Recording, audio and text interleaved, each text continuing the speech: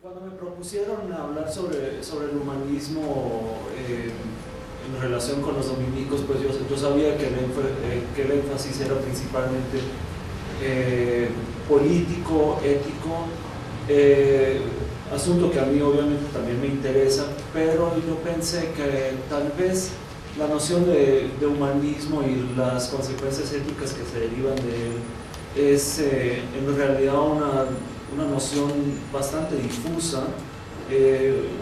Uno suele felizmente aceptarla como algo dado, y lo que yo quisiera hacer hoy más bien es ir un poco hacia atrás en el sistema del pensamiento en este caso de Alberto Mano y de Tomás de Aquino, para ver cómo exactamente ubicar una noción de ser humano, de hombre, y también finalmente en su dimensión político-ética.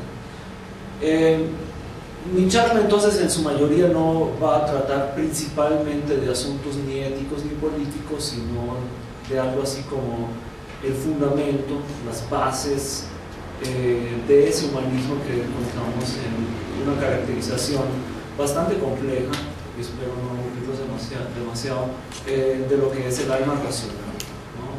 Por supuesto que obviamente el ser humano se constituye en su humanidad justamente por el hecho de ser racional.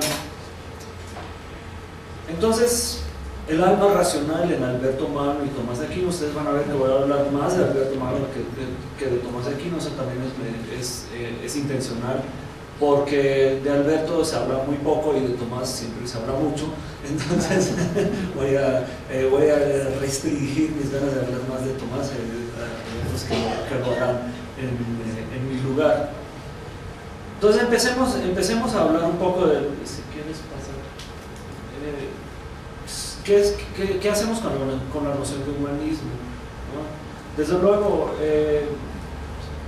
hay muchas formas de entenderlo, ¿no? Es decir, pues aquí una lista más o menos aleatoria, ¿no? Un humanismo idealista, el siguiente, por favor, un humanismo liberal, ¿no?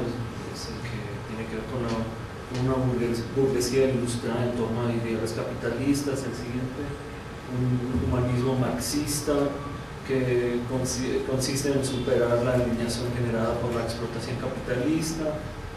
Un humanismo existencialista, que rechaza una imagen predeterminada del hombre, que enfatiza el libre desarrollo de la existencia individual.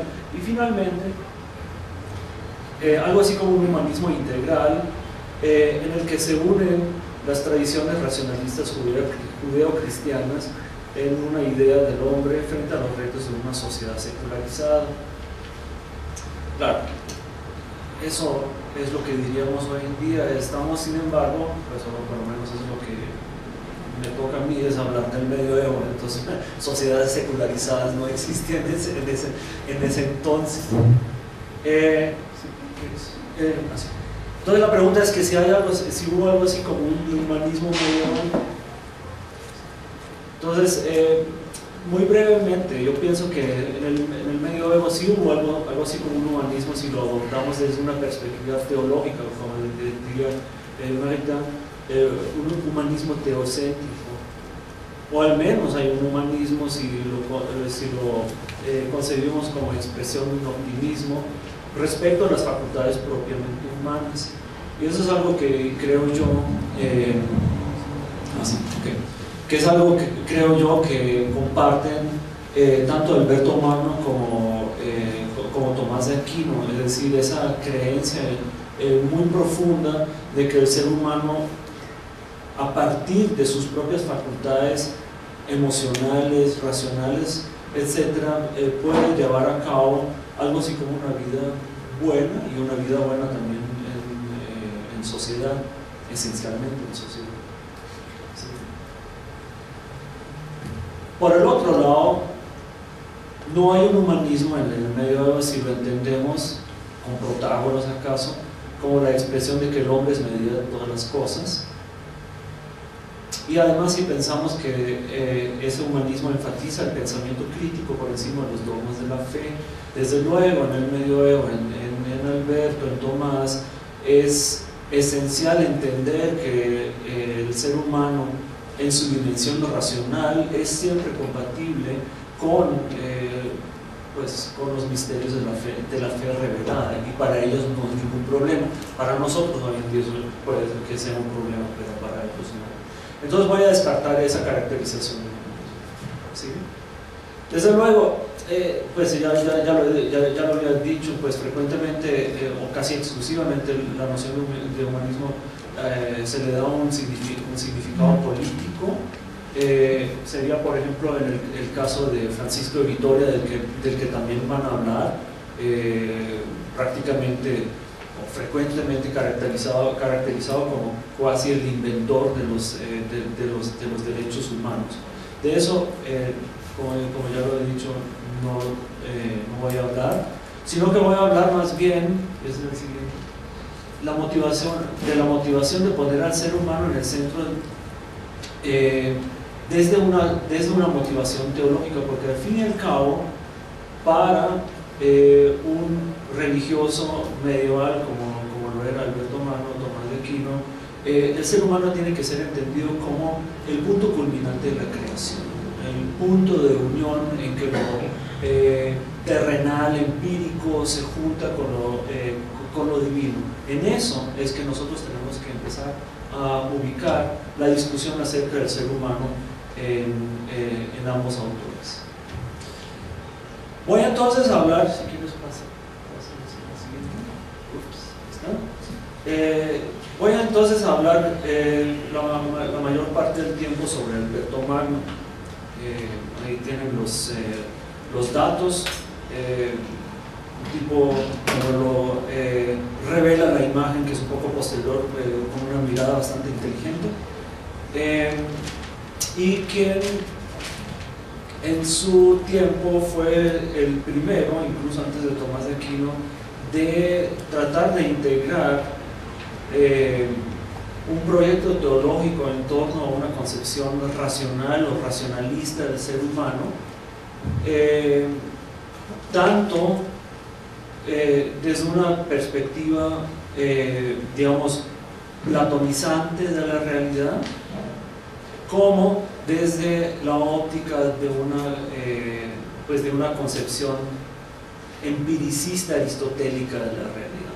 Alberto lo que trata de hacer es integrar ambas tendencias sin verlas en contradicción como lo haríamos hoy en día, sino verlas como complementarias. Entonces, por un lado, tenemos fuertes influencias platónicas en Alberto, pues la famosa estructura de la salida, de la creación de Dios, de la perfección de la creación dirigida hacia Dios, y bueno, Alberto se nutre de muchas fuentes que a nosotros ahorita nos puede, no tiene por qué interesarnos demasiado, si no fuera porque también aparece ahí un autor de lengua árabe, el persa Avicena. Por el otro lado, tenemos fuertes influencias aristotélicas.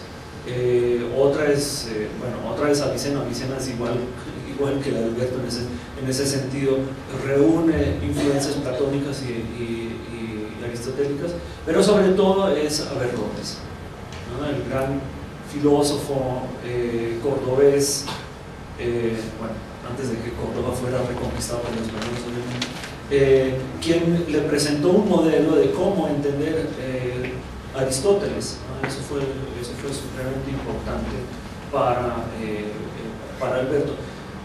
Entonces, lo que tenemos en Alberto inicia, de una manera muy general, es un proyecto teológico-filosófico en el que se reúnen tanto motivos propiamente teológicos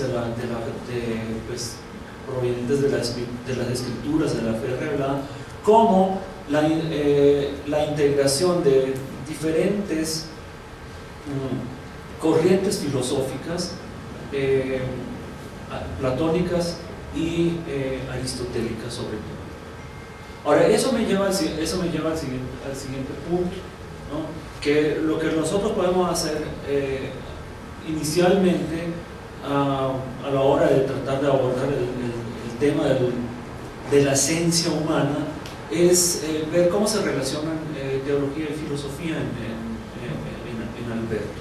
Y Alberto nos propone algo muy particular, algo que tal vez ni siquiera él sostiene consistentemente a lo largo de su obra, y esa es la de sostener la autonomía de la teología. ¿Si puedes poner la cita? ¿No? Sí, donde el comentario de metafísica, curiosamente comentario de Aristóteles: los asuntos teológicos no concuerdan con los filosóficos en cuanto a los principios, dado que reposan en la revelación y en la inspiración y no en la razón, y por eso no podemos discutir de estos asuntos filosóficamente. Entonces la teología parece tener algo así como una independencia esencial de los métodos propios de la filosofía, pero por el otro lado tenemos también que reconocer que en Alberto la filosofía es autónoma frente a la teología. ¿Sí? Feo y torpe es opinar en la filosofía sin razón. De una u otra manera,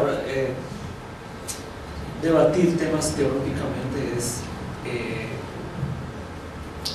no discutir filosóficamente. Eso es lo que Alberto quiere decir acá. Y eso finalmente también significa que cuando nosotros abordamos fenómenos filosóficamente, nosotros tenemos que recurrir a los métodos propios que nos ofrece la filosofía, que es principalmente el razonamiento deductivo, demostrativo, por un lado, y por el otro lado nos obliga a recurrir a los métodos propios, y eso es muy importante para Alberto Magno, los métodos propios de la filosofía natural, es decir, partir de la observación del mundo empírico real que nos rodea, y a partir de ello extrapolar ciertas características. Ahora bien, aquí empieza entonces lo complicado, pero yo creo que es muy importante, porque para Alberto la comprensión de la realidad empírica, y para Alberto nosotros somos parte de la realidad empírica, comienza por un análisis de qué es lo que constituye a los objetos materiales en el mundo. Entonces, si quieres, pasa a la siguiente. Voy a pasar muy someramente por esta cita. No quisiera aburrirlos con los pormenores, sino solamente anotar que cuando Alberto enfoca los objetos del mundo material, él los identifica como compuestos de una materia y de un sustrato esencial que también es natural, de manera que cuando ese sustrato material se desintegra, pues el sustrato esencial también se desintegra, ¿no? Pues en otras palabras, las plantas no tienen vida eterna, los perros y los gatos tampoco. Eso parece ser distinto con los seres humanos, ¿no? Al fin y al cabo, pues obviamente hay que garantizar y argumentar las razones de por qué el ser humano en su dimensión humana, siendo físico, no comparte ciertas características con el resto de la realidad creada. ¿Sí? Ese es el gran reto al que se enfrenta Alberto, pienso yo, porque tiene que argumentar filosóficamente, filosófica, teológicamente, el por qué finalmente la humanidad es una condición esencial para que, digamos, que el ser humano tiene una vida eterna y puede ser salva, y su alma puede ser salvada, ¿no? Si quieren, pasamos a la siguiente. En ese sentido, la noción pues solamente para ponerles la cita, ¿no? La noción de humanidad es una noción, una caracterización general que nosotros identificamos en el ser humano, no tanto en su dimensión particular, y en eso yo creo que Alberto y también Tomás difieren ya de alguien como Francisco Vitoria, sino como una característica general. Bueno, ¿cómo identificamos esa humanidad en el ser humano? Si quieres pasar a la siguiente.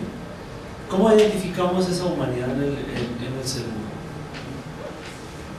Eso, lo que es propiamente humano, para Alberto, es lo que él llama alma intelectiva o alma racional.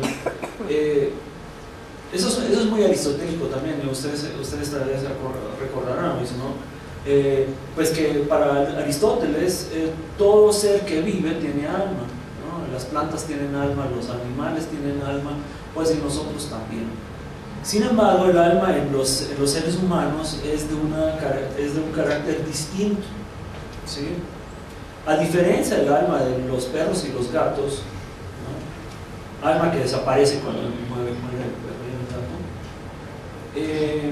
en nosotros no. Y hay una razón para ello, ¿no? Entonces, voy a repasar brevemente esta cita, ¿no? Dice Alberto: sin embargo, existe otra forma que se parece en mayor grado a la causa universal del primer agente, a Dios, quien produce todas las formas. Esta es la esencia incorpórea que mueve y perfecciona el cuerpo, y ella queda impresa en toda la naturaleza, porque debido al orden de la naturaleza está por encima de la naturaleza de todas las formas corpóreas. Esta esencia se llama alma. Entonces, lo que él está haciendo, y es un procedimiento muy poco aristotélico, para decir la verdad, es decir, bueno, dentro del mundo empírico real nosotros identificamos cosas materiales, resulta que nosotros somos una de ellas, pero lo que hace que nosotros seamos esto, es decir, humanos, reposa en un principio que no es propiamente inherente a la naturaleza misma, sino que depende de Dios. Por lo tanto, puede decir Alberto que nuestra forma, lo que hace que nosotros seamos humanos, en últimas consecuencias, dado que depende directamente de ese primer agente del que habla, no puede desaparecer con la desaparición del cuerpo. Lo que yo quisiera hacer a continuación es no tratar de asustarlos ahorita con ese tipo de cosas, sino mostrarles que en Alberto, pese a que él tiene ese fuerte ímpetu, digamos, teológico, hay una manera alternativa para estudiar el ser humano. Es decir, aquello que es más o menos algo así como un estudio empírico del alma. Si quieres pon la cita, más para que esté ahí. Entonces, lo que él dice es que ¿cómo es que nosotros sabemos que soy racional? ¿Cómo sé eso? Obviamente yo no tengo acceso a la mente divina, por eso lo que me queda es guiarme por la evidencia que tengo a la mano, y es que la gente a lo mejor suele comportarse de una manera racional. Nosotros escuchamos que la gente entabla discursos complejos, emplea lenguaje, etc. Es decir, que nosotros empezamos por lo que es más conocido, por lo que es más obvio, ¿sí? Y entre aquellas cosas que son más ciertas para nosotros, está justamente eso que nosotros observamos: racionalidad.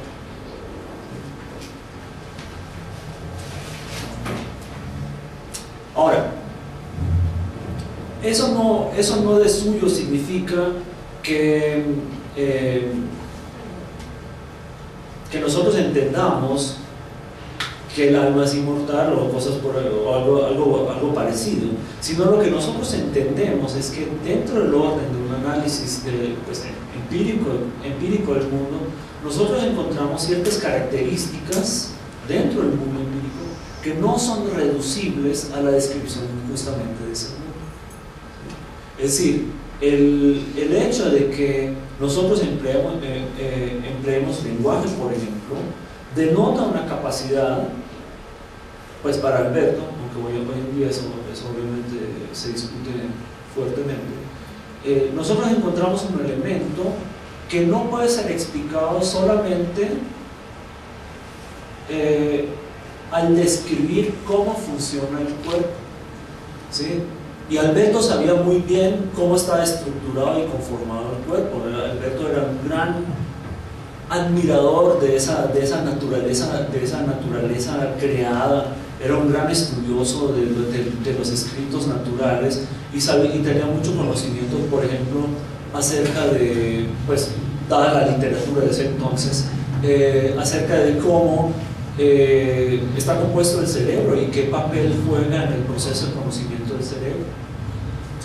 En todo eso,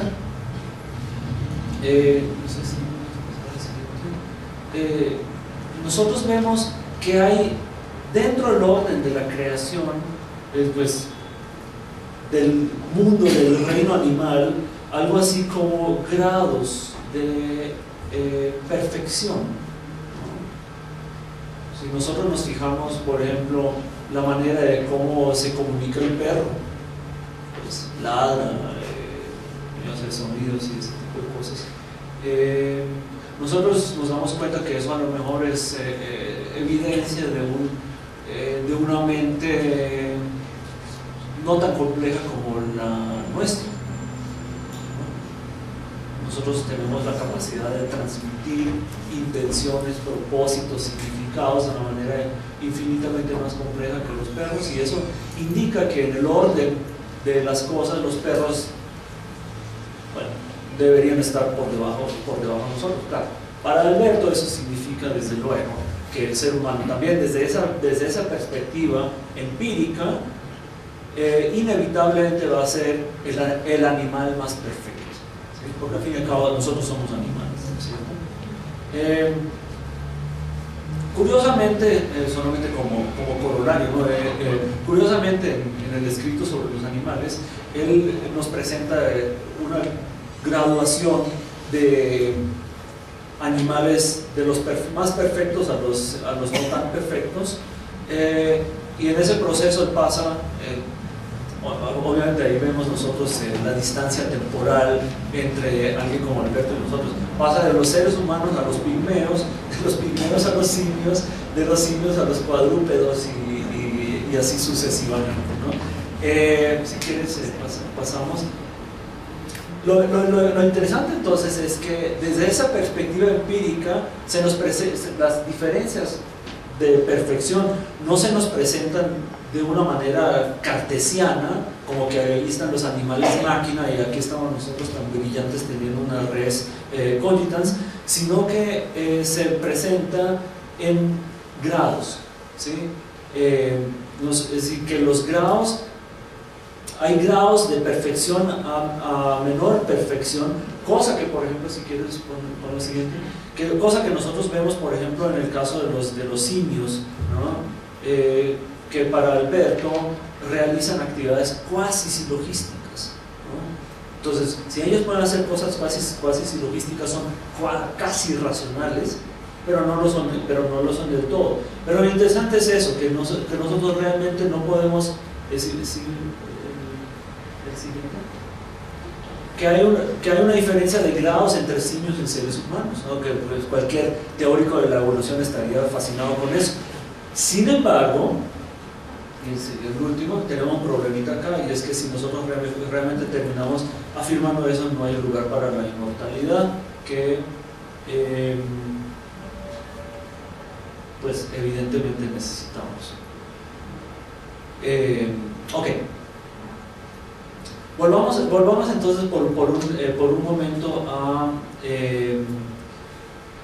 la caracterización de lo que es propiamente, de aquello que hace que el hombre sea propiamente hombre. Y ahí nosotros vemos otra vez en Alberto, pues ya dejamos los simios atrás, nosotros vemos otra vez una contraposición, una interpretación aparentemente contradictoria entre una visión aristotélica del alma y una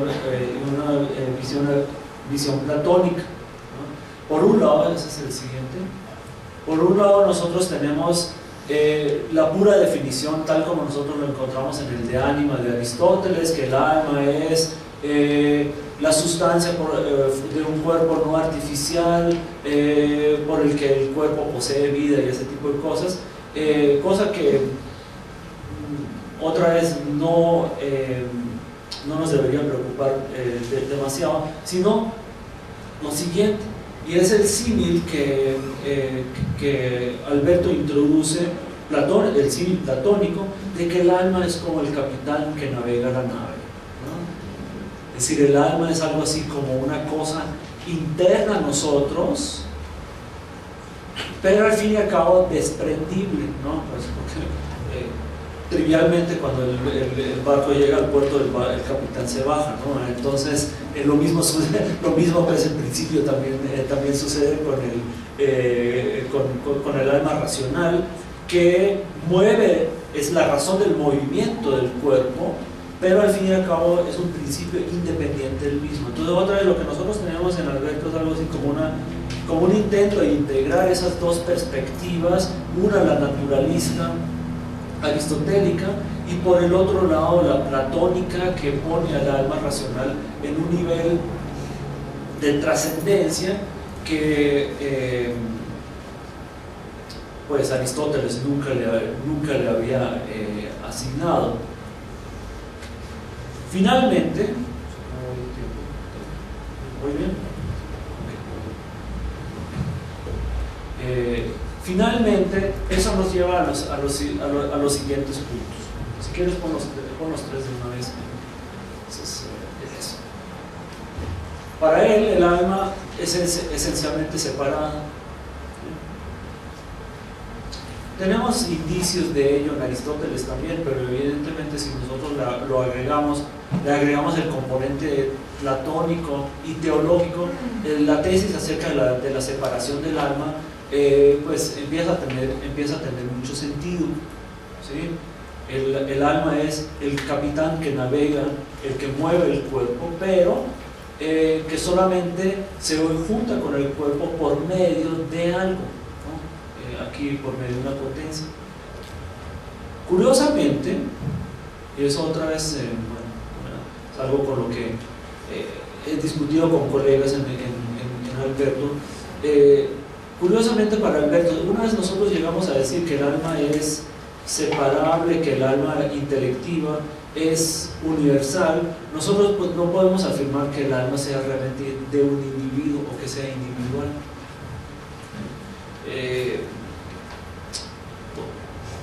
En algún momento Alberto se dio cuenta que eso realmente no se puede decir y sencillamente declaró que ese tipo de tesis tienen que ser erróneas. Y por último, nosotros tenemos, junto con lo anterior, la tesis acerca de la inmortalidad. Entonces, solamente cito, se prueba con facilidad que el alma racional es inmortal y que perdura separada del cuerpo. Existe un argumento demostrativo. Todo lo que es esencialmente separado del cuerpo y que no se une de suyo con él, sino por medio de otro, perdura separado del cuerpo. Eso nos demuestra claramente, pues obviamente para los que tenemos muchas ganas de tener una concepción filosófica del humanismo, eso claramente nos muestra los límites que tal concepción podría tener, ¿no? Por lo menos desde una perspectiva filosófica.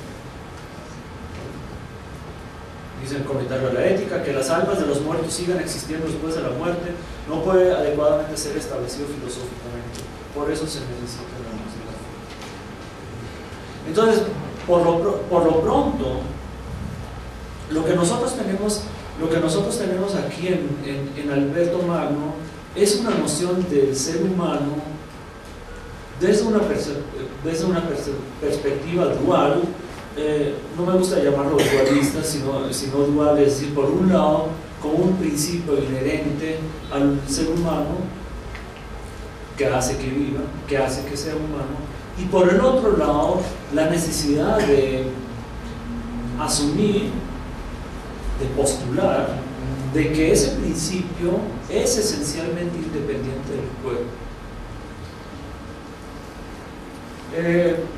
Las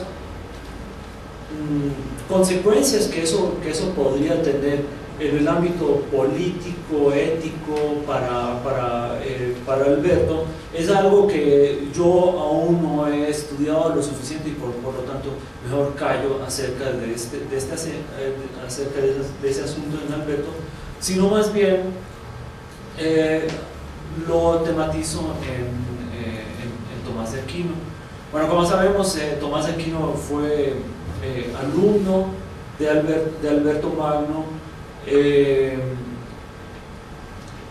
Aprendió mucho de él, no aprendió otras cosas de él, afortunadamente no aprendió la forma tan enredada y complicada de escribir de Alberto, sino lo que caracteriza la prosa de Alberto es una claridad fantástica, ¿no? Es decir, eso se lee, es cristalino.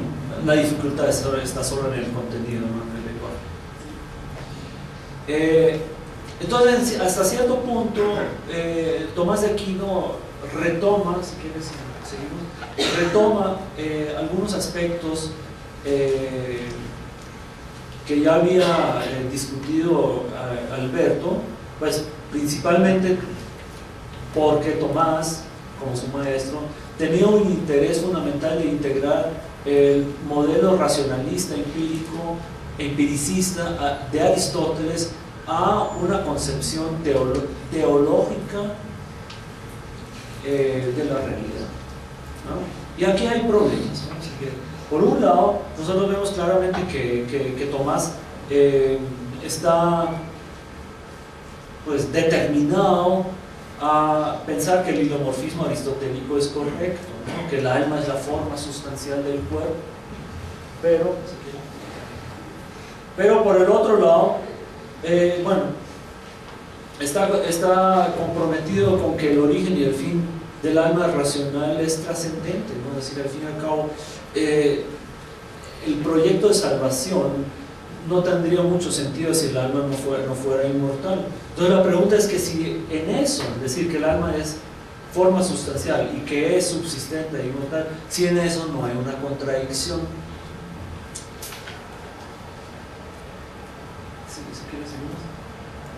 Yo creo que eso no es tan fácil de responder, pese a que algunos se han tratado de apuntar justamente a eso, de que Tomás a lo mejor es en ese sentido contradictorio. Pero vamos a verlo más bien desde una visión integral del ser humano, ¿no? Si por un lado el ser humano es razón, somos animales racionales, pero por el otro lado somos justamente eso, no somos animales. Entonces, la integración de los aspectos metafísicos racionales y los físicos sensitivos denotan una visión en la que el ser humano no solamente es determinado por la razón, sino también por el impacto que la sensación tiene sobre la reflexión. Y el caso que quisiera mencionar brevemente es el muy importante caso de las emociones en Tomás, ¿no? Lo que él llama las pasiones del alma. El modelo ético de Tomás de Aquino reposa esencialmente sobre una concepción del ser humano en cuanto que reconoce que nosotros somos racionales, sí, pero al fin y al cabo que nuestra racionalidad también es determinada, configurada por el hecho de que nosotros tengamos una relación afectiva con el mundo. Sí, que la manera de moldear nuestro pensamiento sobre el mundo, la manera de acceder a él, la manera también en que nosotros interactuamos con otros, esencialmente es resultado de que nosotros tengamos una forma de integrar de integrar razonablemente nuestras emociones pues, a una descripción del ser humano. Ahora, lo interesante aquí es lo siguiente. Usualmente Tomás, y eso como lo hace la tradición filosófica en general, se sostiene que las emociones deben estar bajo la tutela de la razón, ¿sí? De manera que no hagamos bobadas, que tenemos que controlarnos y ya está, ¿no? Es decir, no hay que hacer cosas extremadamente extrañas como deprimirse demasiado, bueno, para lo cual Tomás incluso tiene una receta, ¿no? O sea, los remedios a la tristeza son baños fríos y compañeros amigos.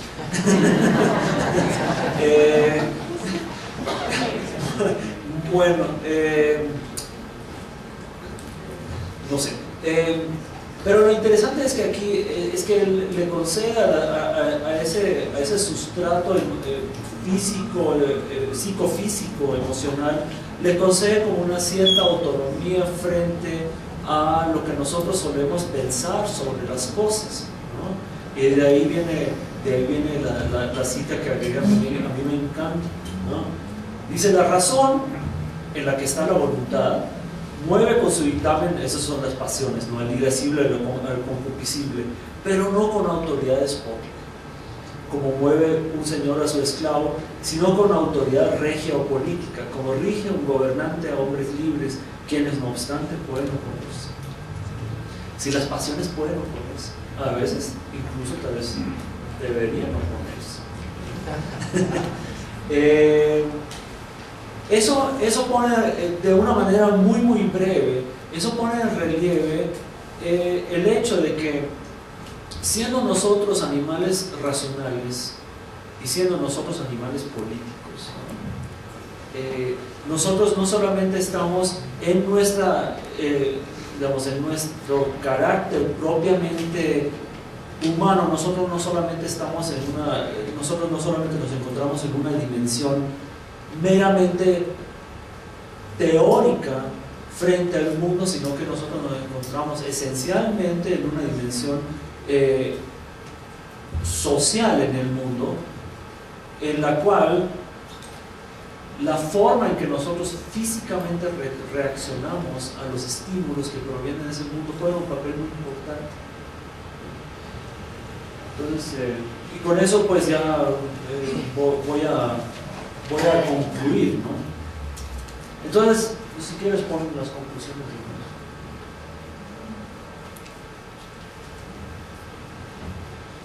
Entonces, el humanismo dominico, pues tal como lo podríamos identificar en Alberto Magno y Tomás de Aquino, obviamente se funda en una tradición teológica en la que el ser humano es parte de un orden trascendente, racional y divino, y al mismo tiempo obtiene su individualidad debido a la influencia de las facultades inferiores. ¿Sí? Es decir, la razón, en últimas consecuencias, pese a que es lo mejor que tenemos en nosotros, no es el factor decisivo a la hora de poder relacionarnos con las cosas y con las personas que nos rodean. ¿Sí? El factor afectivo es muy importante en este sentido. Entonces, el ser humano es partícipe de un orden físico. Entonces, orden físico significa natural, natural significa necesario. Pero como habíamos visto anteriormente, al describir el alma como originario de un orden trascendente y al no poder reducirse el alma racional a ese sustrato físico en el que se manifiesta, nosotros claramente no podemos decir que lo que nosotros hagamos, las decisiones que nosotros tomemos, las cosas que nosotros pensamos sobre el mundo, que esas cosas se encuentran predeterminadas por el orden físico en el que nosotros nos encontramos. Por lo tanto, tenemos que concluir que, pese a todo, nosotros no perdemos nuestra libertad por encontrarnos en este mundo, sino que nos relacionamos de una manera flexible, hasta cierto punto indeterminada con las cosas, con las cosas y con las personas que nos rodean. Y la razón de ello otra vez es, pues la razón última de ello es que nosotros directamente fuimos, pues en ese orden teológico, fuimos creados con razón y libre albedrío. Esos son datos irreductibles de esa humanidad de la que hablan Alberto Magno. Y en ese sentido, siendo nosotros partícipes de un orden físico empírico y siendo al mismo tiempo siendo partícipes de un orden racional y libre, es que nosotros, al ser animales racionales y políticos, es que debemos y debemos participar en los quehaceres políticos, ¿sí? Siendo libres y demostrando comprensión personal e individual de ese mundo que nos rodea. Muchas gracias.